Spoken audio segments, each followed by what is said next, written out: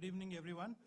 Thank you for joining us for HCL Tech's third quarter earnings announcement. First of all, Happy New Year to all of you from the entire HCL Tech family. Let me start with the quarterly performance.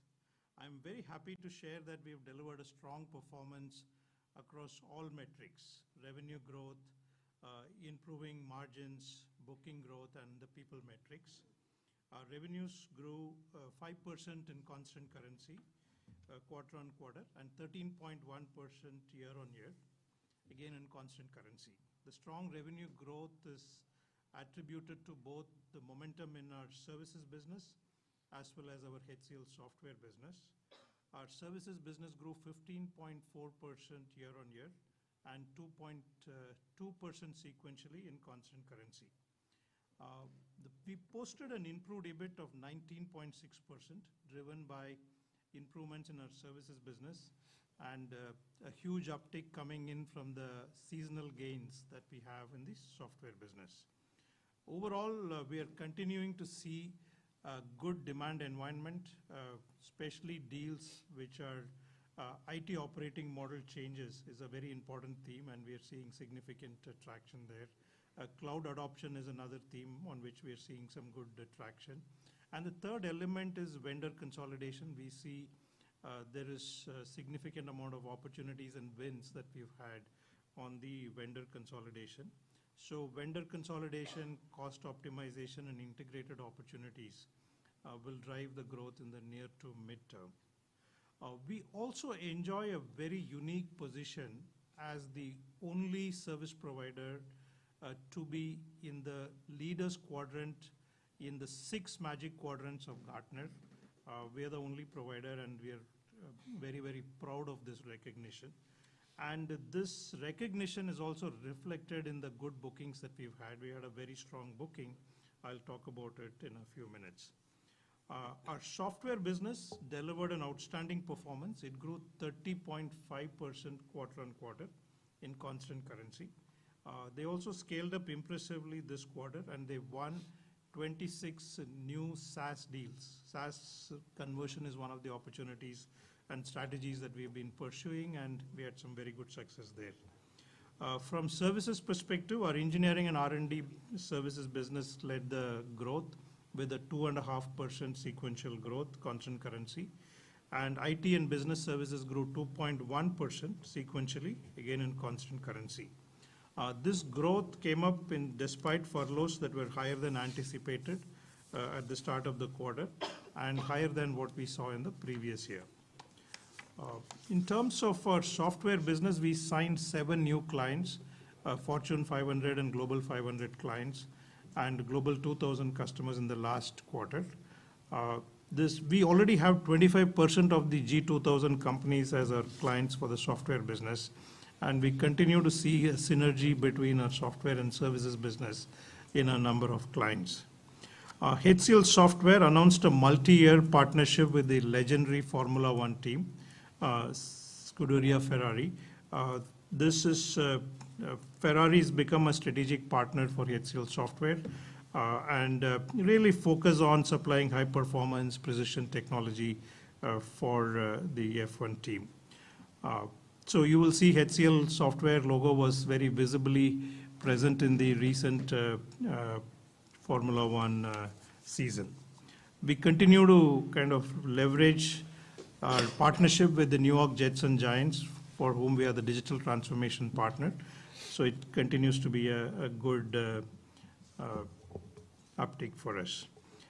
Now coming on to the verticals and geographies, Europe led the growth with a very strong 7.2% sequential growth, followed by Americas at 0.5% quarter on quarter in constant currency. And our top performing verticals were life sciences and healthcare, manufacturing, telecom and media, delivering sequential growths of 5.5, 4.9 and 4.5% in constant currency sequentially. From a booking perspective, our bookings were $2.35 billion. It grew 1.9% from an ACV perspective and 10% on a TCV perspective on a year-on-year basis. We won 17 large deals across services and products. In services, we had a very significant win, greater than $500 million deal for a US headquartered Fortune 300 financial services company. They selected HCL Tech to modernize their IT landscape, leveraging cloud along with Amazon Web Services. HCL Tech will enable a seamless migration to the integrated solution, leveraging the cloud platform, driven by automation and the migration process. We also announced a deal with ODP, which is Office Depot Corporation, a leading provider of products, services, and technology. They selected HCL Tech as a primary IT partner for their digital transformation and all IT operations. We also announced a deal with a leading company in the US, a toy manufacturing company. This is a stellar deal, which is vendor consolidation, and it's really pivoting them from a traditional operating model to a product IT operating model, which we just announced. We also made good additions to our client pyramid. We had 3 additions to the $50 million clients and 2 to the $20 million category. Our pipeline continues to be healthy and well distributed across large and medium-sized opportunities. In terms of people, Ram will provide a little more color on the people, but we had a very healthy net addition of about 3,000 people. In terms of ESG, one of our medium-term objectives is to weave ESG into our business strategy. We launched HCL Tech Sustainability School and the first comprehensive climate literacy learning program across 219,000 people last quarter. This helps our teams to understand the impact of climate and what they can do in their own lives and as a part of the organization to make the planet a better place to live. In terms of looking ahead, we believe there is a near-term impact to a few industries like technology industry as they optimize. This will continue. While there will be a little bit of optimization, we believe in the near to mid-term, it will really be a good growth opportunity for us, especially with the right propositions. In this context, our propositions, global delivery, talent, new capabilities will continue to give us an edge in the mid to long term. I must remind you that Q4 is a seasonally weak quarter for us as our P&P performance peaks in Q3, so you will see a dip in Q4. So looking ahead, we remain very positive of the medium-term growth, and really our confidence in the growth is really coming from good bookings and pipeline across every segment. So with that, I will hand over to Prateek to provide more details. Thank you, CVK. So, as I look at the report card, I can only summarize it one way. It's a quarter of 19s, right? It's like 19.6% growth year on year in rupee terms, and it's 19% profit after tax growth as well. So it's like very well balanced. Whatever growth we've achieved at the top line has translated into equal growth at the bottom line. It's also a quarter of milestones because for the very first time ever, we've crossed 5,000 crores of EBIT in one quarter and 4,000 crores of profit after tax. So that's how I would summarize it. Going back to the typical numbers, the revenue for the quarter came in at 26,700 crores, round number, which is the 19.6% growth on the year. And that's on the back of a 22% year-on-year growth in the services business. That is what has driven that 19.6. And in constant currency, the growth was 13.1% because obviously rupee depreciated. It gave us that extra 6.5%. And that also was driven by 15.4% in constant currency in services. So clearly that has been the driving factor. As far as the quarter is concerned, on a sequential basis, it grew 5%. That was largely driven by, the big contribution of 30% plus came from the software business in constant currency. And services also reported a good 2.2% in a seasonally softer quarter, that is December. Profit was, EBITDA came in at close to 24%, 23.9% to be precise. EBIT at 19.6%. That was again a 165 basis points improvement versus the previous quarter. Previous quarter was 18%, 19.6 this quarter. Again, led by software flow-through margins. And profit after tax came in at 15.3% of revenue, which is up 117 basis points. Return on invested capital, which is a key metric that most people track. We are at a company level, we are at 30% ROIC. And in the services business, that number is 37.4% actually. So I think a very satisfying quarter from all perspectives, growth or profitability or ROIC for that matter. And the guidance, we have narrowed down the guidance. We have given 3 points. So the overall growth guidance, we've kept it at 13.5 to 14%. The services growth is higher than that. It is 16 to 16.5%. And margin guidance, again, we have narrowed it to 18 to 18.5%. This quarter, like in previous quarters, also saw good cash generation. Cash in the last 12 months, operating cash flow is at $2.04 billion, which is close to 16,000 crores. And FCF is at $1.8 billion, which is 14,270 crores for the last 12 months, which is at 111%. OCF is at 111% of the profit after tax, and free cash flow is virtually equal to the PAT at 100%. The balance sheet remains strong with gross cash at just under 20,500 crores and net cash at 16,150 odd crores, which is close to 2 billion. 1.95 billion to be precise is the net cash in the balance sheet. With the profits this quarter, the last 12 months diluted EPS stacks up to 53.36 rupees, which is a 4.8% sequential growth and 13.1% year-on-year growth, which is in line with the constant currency growth of the whole company. And the dividend declared is carrying on the 10 rupees per quarter per share. That is been declared by the board for this quarter as well. And the record date is 20th January. Payment of the same will be 1st February.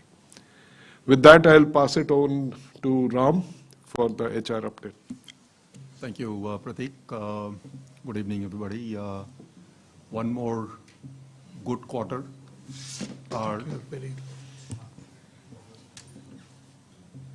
One more good quarter. Our people count has increased this quarter again to end at 222,270. That's an increase from the previous quarter of 2,945. So that's a good growth for this quarter. Another very good update is on the attrition. That's been an area of attention for a period of time. After 3 or 4 quarters of increase in attrition, we have seen a significant drop in attrition. Attrition for this quarter ended at 21.7%. That's a 210 BPS drop from what we reported in the previous quarter. The quarterly trend on attrition is quite positive. There's a significant drop in the quarterly attrition. So that indicates that the attrition trend line will look encouraging going forward in the quarters ahead as well. So that's a brief update that I wanted to give. We can move into Q&A. The floor is open for questions. I'll move the mic around. Anybody? Your mic is not.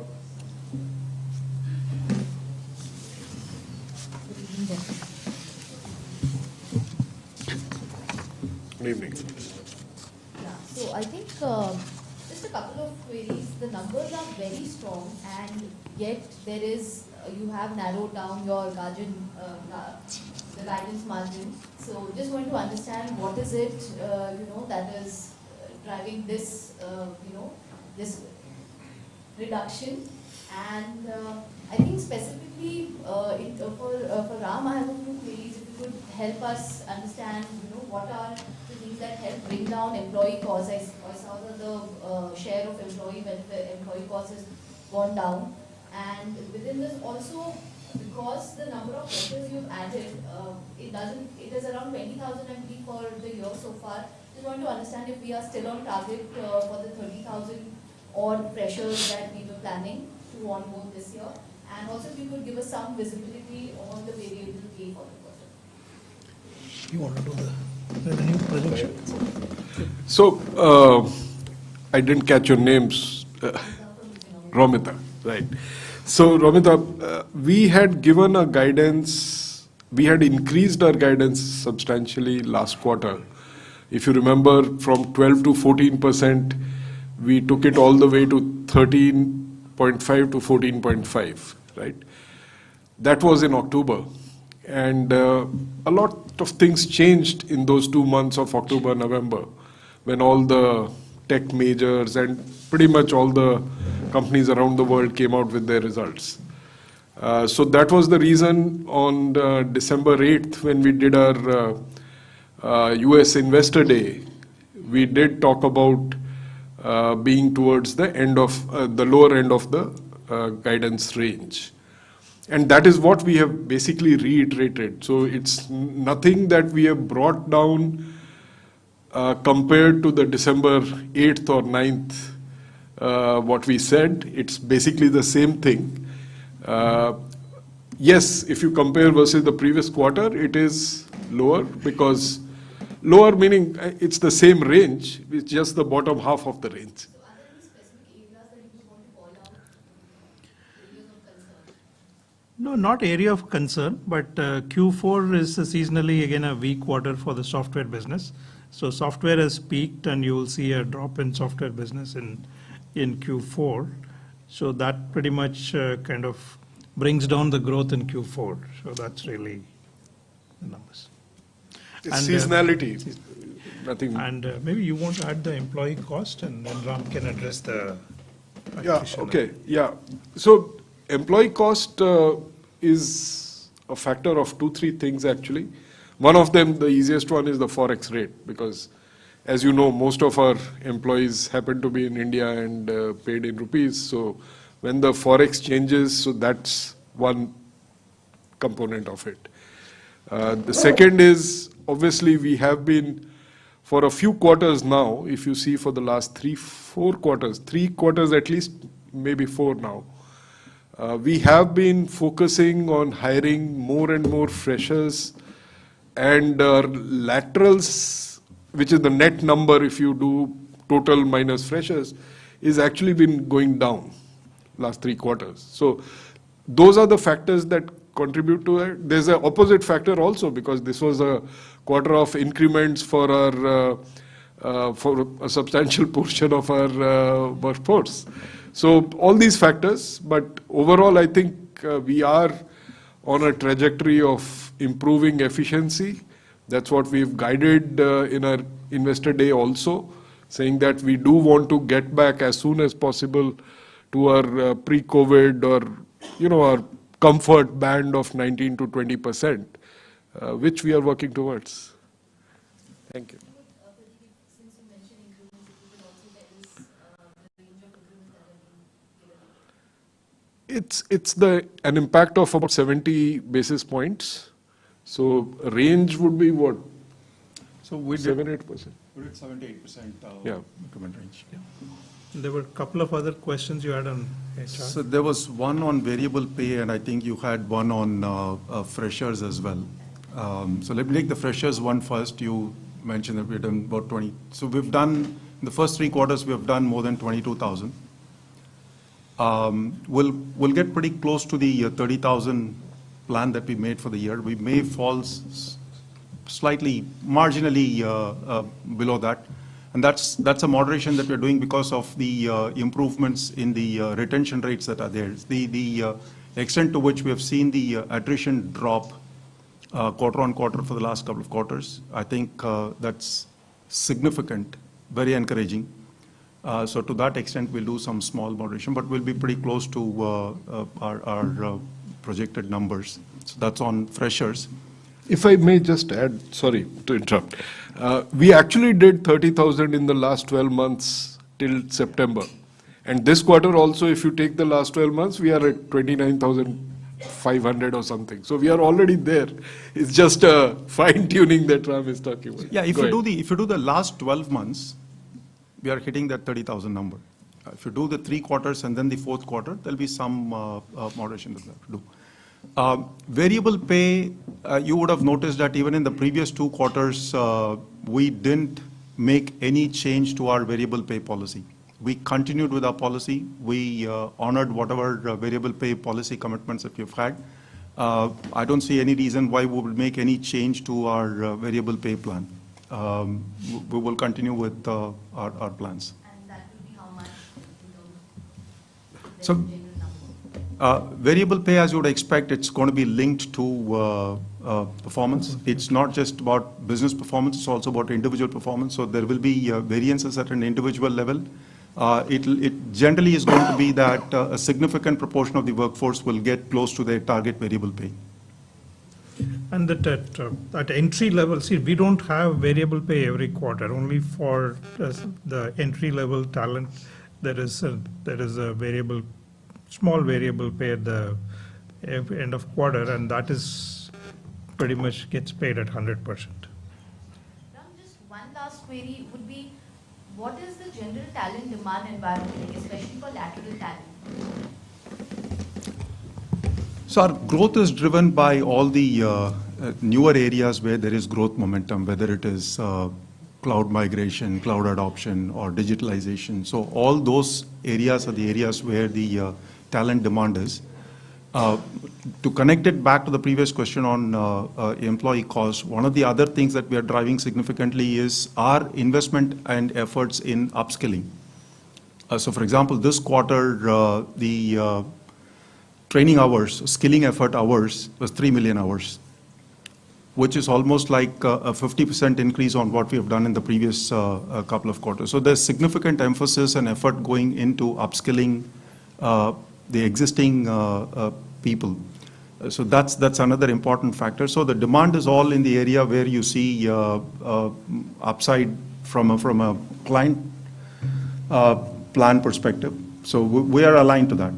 But is net hiring coming down, because this quarter it is significantly down compared to the previous quarters? So net hiring, as I said, net hiring is a function of a couple of things. One, net hiring is a function of attrition. And when you have a significant drop in attrition, we also moderate our gross hiring. So to that extent, you will see the net numbers move around a bit, right? And it's also a consequence of the previous quarter being the quarter of the campus season where we had higher freshers taken in. So those are a couple of reasons.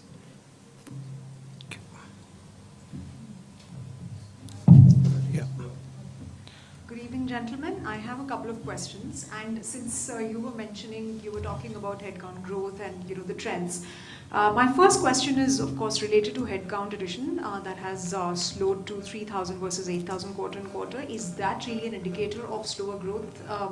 So you mentioned about a slower quarter. Seasonality aside, what are the other factors that are going to lead to that slower growth? And of course, solid shown margins with 160 basis points expansion, but your guidance is 18 to 18.5%. Would there be some margin headwinds in Q4 apart from seasonality, like I said? So let me take the second one first and then. Okay. So as far, there is a seasonality in the products business, software business. That is the one which, and we are publishing, services margins separately and software separately, right? So software is like 32.6 this quarter, was much lower in the last quarter. And if you look at services, it is 17.6 last quarter, 17.7 this quarter. So next quarter, would be led by the services because seasonality in software is not going to be there, right? So next quarter will most likely be lower than 19.6. That's the seasonality, how it translates into the numbers. And therefore, the total year would be, we started at 17% so long ago. Remember, the first quarter was the trough at 17. So we made it up. We are now on a good runway to 18 to 18.5. Ram? So on the headcount thing, we need to look at headcount, net headcount addition on a rolling 12-month basis, not just one snapshot of one quarter, because many a times hiring happens on a proactive basis. So it all depends on how much of proactive hiring has happened, and then you keep moderating that on a monthly basis. So taking a one-quarter snapshot for headcount and trying to project on the basis of that for future quarters may not give the true picture. We need to look at it on a trailing 12-month basis. So I don't see this as an indication of any moderation to growth. We just heard the commentary that the order book remains healthy, so there is demand. This is not an indication of any slowdown. Yeah. Hi, good evening. I'm Saurabh from Business Standard. It was surprising to hear that Europe has led the growth this quarter, despite the energy cost and macroeconomic situation there. What was the factor driving this growth? So Europe is really this quarter's revenue numbers are really dependent on the bookings in the last 2 quarters, right? So we had some good deal wins in the previous quarters. Now they're getting executed, and that's what is driving a very strong growth in Europe. And going ahead, will it be? Going ahead, there will be a little moderation in Europe because the decision cycles are getting delayed in Europe, even though we had a very strong booking this quarter, but Europe is a little soft. So you will see some moderation in Europe in the coming quarters. Okay, thank you. Hi. Over here. Yeah, please. Hi.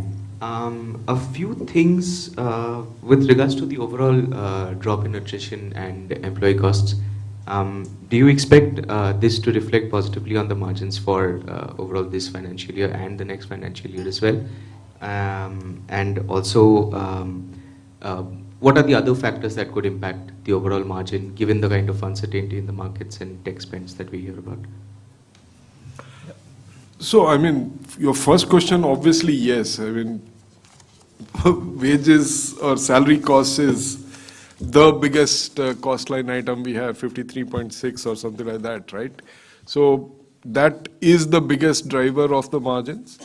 To your other question, what are the levers? I think we've talked about it partly during the day today. It's more and more induction of freshers, getting them quickly trained and deployed on projects and billing them, right? So time to bill and ability to sort of induct and deploy freshers counts.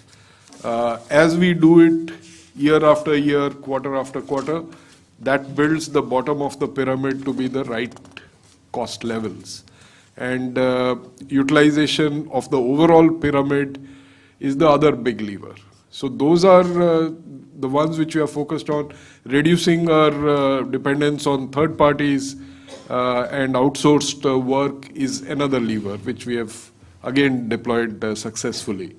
And then there are a long list of other measures like offshoring and nearshoring which we are also deploying, and so on and so forth, automation, all of that.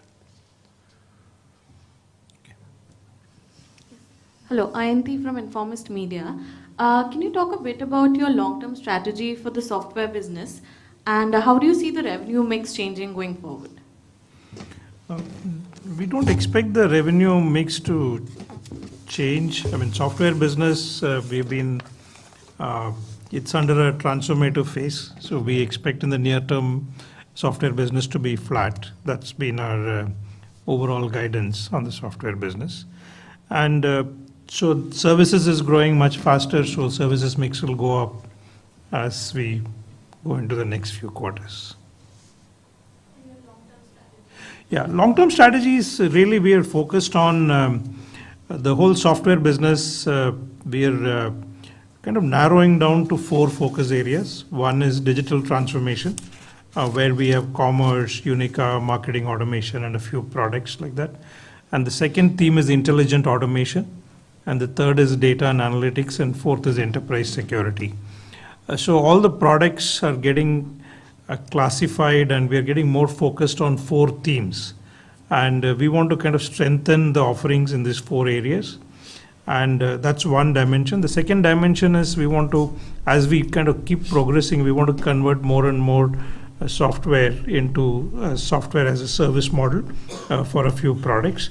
So this quarter we had more than 20 wins in the SaaS offerings. So these are 2 dimensions. One is to focus on a few offerings and then kind of transform the products into SaaS model.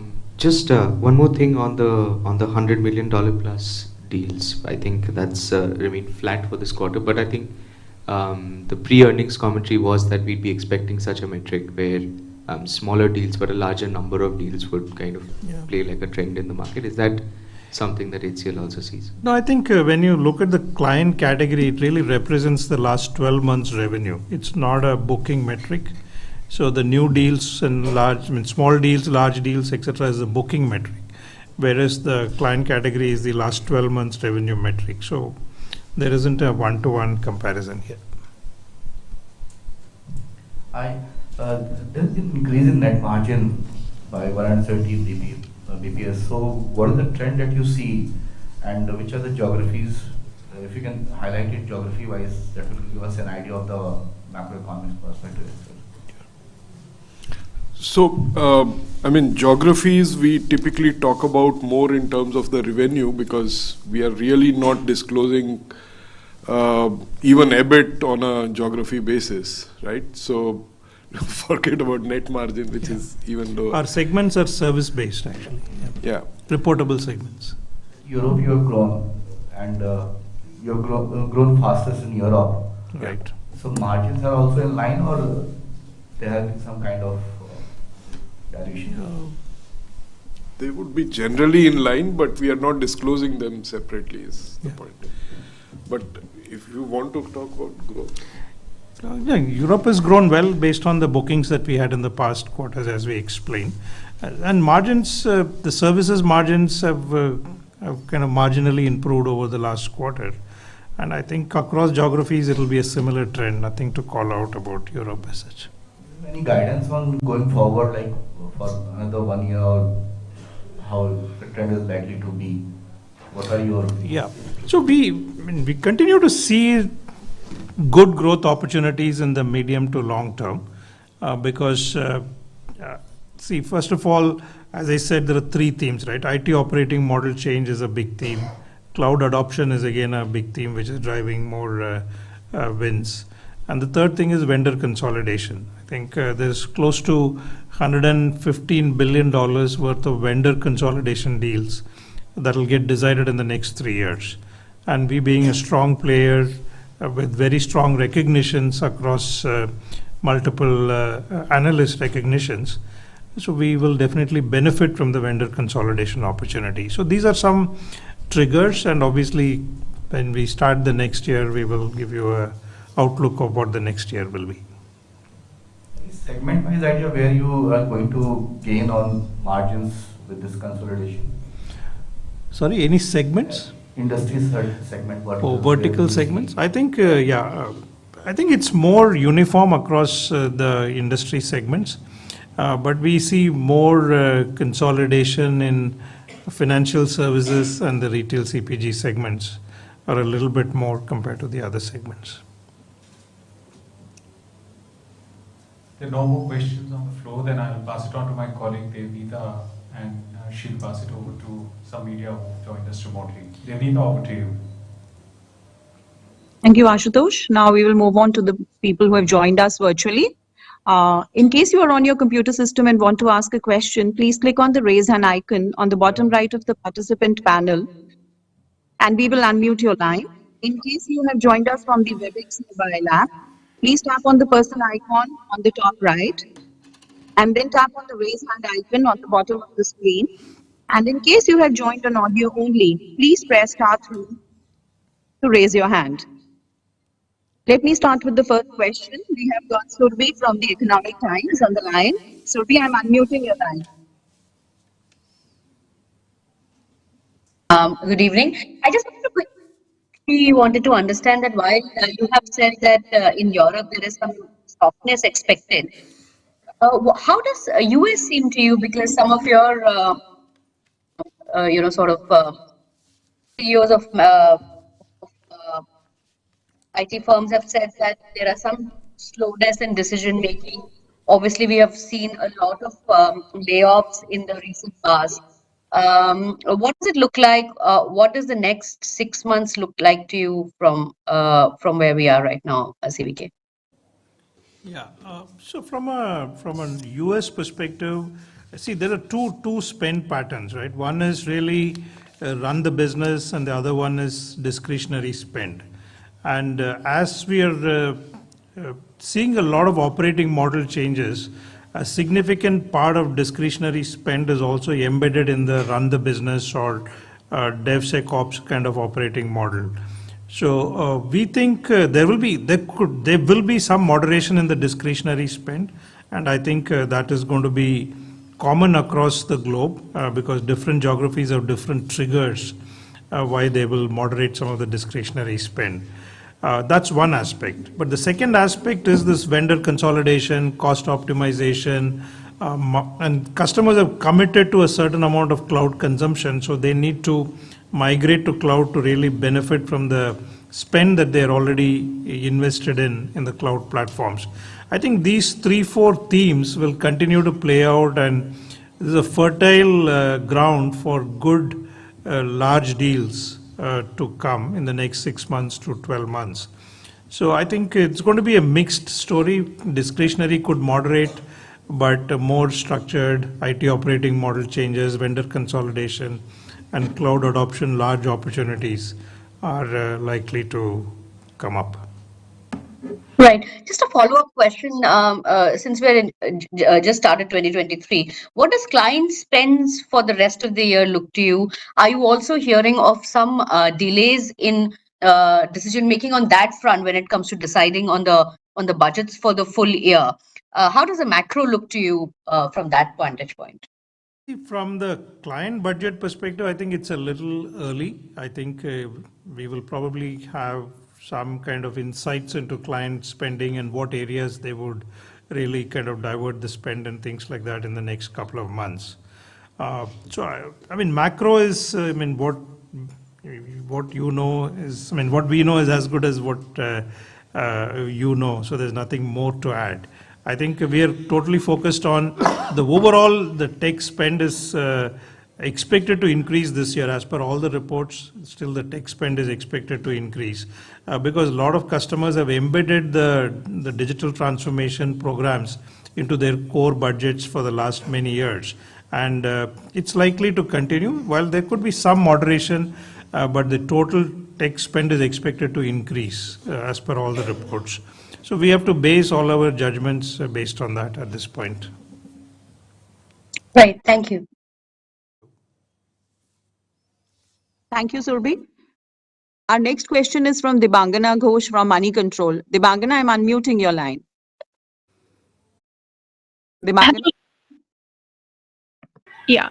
So hello, gentlemen. I have a couple of questions around the vertical-wise performances. So vertical-wise, I believe financial services and retail and CPG Q-on-Q growth in constant currency term has come out in negative. So what's the outlook on these segments for the upcoming quarters? And also would like to know a little bit about how the platform and product businesses have performed this quarter. Okay, financial services, the reason it is declined is, as we indicated, December quarter, the furloughs were a little higher, and that's what has caused this. And there's been some ramp downs in the retail CPG segment, which has caused this decline. However, both these verticals, we've done some very large deals, both last quarter and this quarter. So I think the outlook for these two verticals in the future quarters we are very positive and bullish on what can happen. And what was the second question? How has the platforms and products businesses performed this quarter? What we have reported, we've had a fantastic growth, 30% sequential growth, and from a year-on-year perspective, we are flat. So I think that's the performance this quarter. It's a seasonally a strong quarter. That's why you see a big uptick in revenue this quarter in P&L.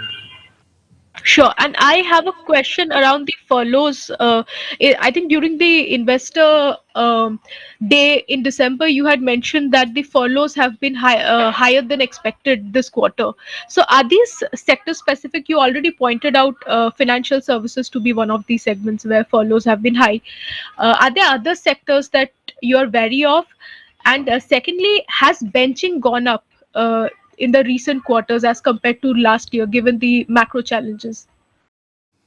No, I think we did mention at that time financial services, tech segment, and a little bit in telecom. These are the three areas where we saw the impact of furloughs. The next one is bench. Yeah, there is, of course, we still have a lot of demand, so we're all growing, so there is no real concern of bench at this point. Sure, thank you.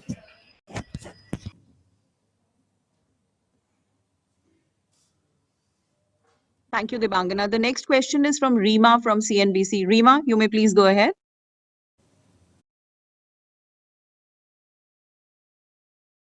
Rima? Can you hear me? Yes. Okay. My question is there a risk that furloughs extend into Q4 as well in any of the verticals? And do you see softness in any vertical in the current quarter, March quarter? So Rima, traditionally, some of the furloughs have kind of extended into the January month, especially in some APAC markets.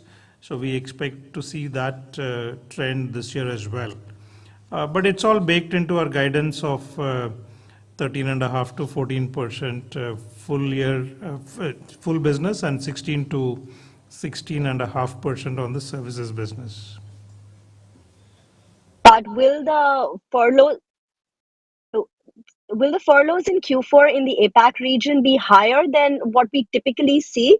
And which verticals would they be concentrated in? And the next question is on deal wins. If discretionary spending is coming down, is there a risk that deal wins moderate? From here on, currently you're tracking a run rate of $2.4 billion. Can that see a step down? Yeah. So I think first is Asia Pac, the furlough impact is largely kind of focused on financial services. That's the only vertical in APAC where we expect some furloughs. So the deal win, basically, if you look at on a last 12-month basis, we've clocked in $8 billion, maybe $9 billion in the last 12 months. Now, I do think a similar momentum will continue, even though there could be some spikiness from a quarter-on-quarter perspective. We feel confident of growing our full year booking because of the qualified pipeline, the deals which are likely to come into the pipeline. All of that is looking good. So I feel positive about the total booking. However, the mix of booking will change. I think it will reduce a little bit on the discretionary side, and it will increase a little more on the vendor consolidation, cost optimization, and cloud migration kind of opportunities. And more integrated end-to-end operating model changes is where we see large deals. And I think that will more than compensate some drops that we may see on the discretionary side. Okay. And can you give us a breakup of your current deal wins in terms of net new? What were the renewals and what were the deals that you won against competition by, say, in vendor consolidation? Yeah, Rima, we make it very easy for you. The only number we call out is the net new wins, right? That's okay. All the numbers that we call out every quarter is net new wins. So renewals are excluded in our booking. So $2.35 billion, what we called out is all new wins. And the three deals that I called out, first one, which is a large financial services firm greater than $500 million. It's again a significant cloud transformation program, which is a hybrid cloud transformation program in partnership with AWS.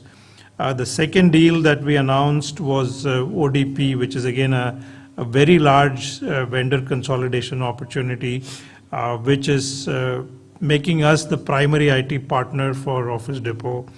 And the third deal which we announced today is Mattel, which is really an operating model change, where we are replacing one of the large end-to-end service providers in that account is being replaced by HCL Tech. So we are becoming the primary partner driving the entire IT operating model transformation for Mattel. So I think this will give you some flavor of the deals that we won this quarter. Got it. Fair enough.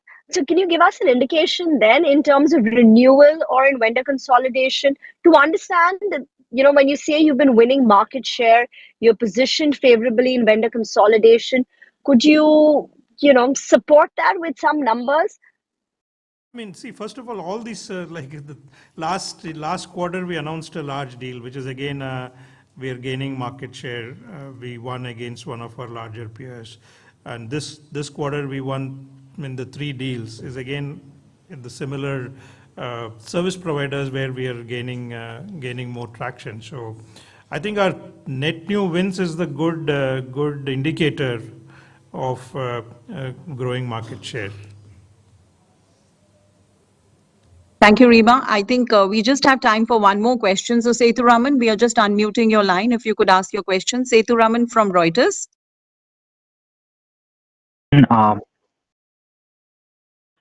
Just wanted to know, what is your view on the EBIT margin for next quarter, and how do you look to end it? It was a good one this quarter, and also how strong is your large deal wins going forward? So Mattel, I just want to know whether it's going to be like a Q4 one or you're putting it in Q3. So finally, announcing it today. It is a Q3 right. win. So on the Right. So I just want to know, despite several strong deal wins, deal pipeline commentary, and all that, you still feel that the narrowing bit of your full year revenue. So does it mean that it's going to be a huge moderation in Q4? And I also want to know your views on heading into next year, because the recession bit is expected to be much more severe going to the next financial year. Thank you. So maybe Sure. Sethuraman, Pratik here. So first of all, I can't give you a number for EBIT for the fourth quarter simply because there is a range of 18 to 18.5 that we've given, and I have not done the math myself, but it should be fairly easy to calculate after removing the first 3 quarters actuals, right? It'll be around that 18% mark-ish is what I would assume. It'll be a range of maybe 17 to 19 or something like that. Just doing some very quick back of the envelope math.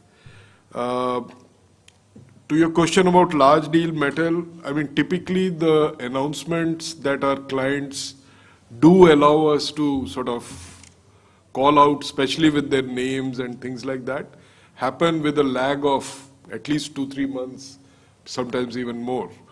So metal was a deal that was booked during the quarter. It's certainly part of the 2.35 billion. And to your point about narrowing and moderation, like I explained in one of the previous questions, it's really not that. It looks like that if you compare versus what we said in October at the end of last quarter. Yes, it does look like that. But when you compare it with the midpoint where on 9th of December, we actually gave you a further guidance, which was towards the bottom end, lower end of the earlier range that we have given. We have just stuck to that. There's nothing new in the range that we've given this quarter actually. And there is no moderation, there's no recession, there is no narrowing. I don't know whether recession will happen or not. A lot of economists have talked about it. The newspapers talk about it. Maybe it will happen. They are all talking about second half of this calendar year. We are still 6 months away. I don't know. We'll see what happens. Okay, then we'll, I think, close the session for now. Thank you so much. Thank you, everyone. Good evening. Thank you. Tea and coffee outside. Thank you. Here, Stand. or- Yeah, stand.